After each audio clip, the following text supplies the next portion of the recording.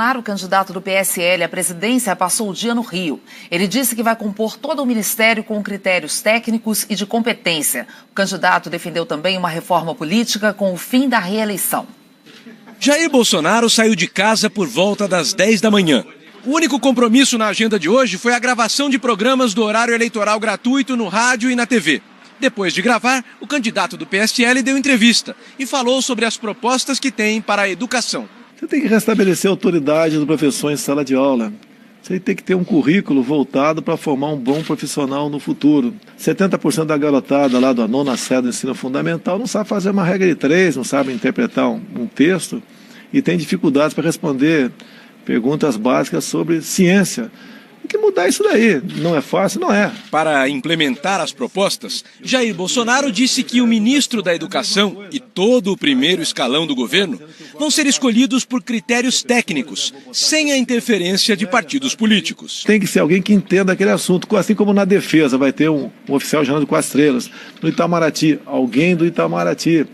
Da agricultura, alguém que venha indicado pelo setor produtivo. A educação não é diferente. A nomeação dos ministros está escolhendo por critérios técnicos, né? Competência, autoridade, patriotismo e iniciativa. Ainda comentando a indicação de uma eventual equipe de governo, o candidato defendeu autonomia para o Banco Central. O Banco Central tem que ter autonomia política. Falando de política externa, Bolsonaro defendeu a presença do Brasil no Mercosul, mas disse que pretende mudar o relacionamento do país com o bloco. Você não pode jogar para o alto o Mercosul. Muita gente investiu dinheiro aí, países outros. Agora, o que não pode é continuar sendo usado um acordo como esse para atender interesses ideológicos. Nós vamos buscar maneira de fazer comércio com toda a América do Sul, repito, sem o viés ideológico. O candidato do PSL também falou sobre reforma política. Disse que, se eleito, vai propor mudanças na área. Entre elas, destacou o fim da reeleição. O que eu pretendo fazer, vou conversar com o parlamento também, eu acho que seria uma excelente reforma política, né?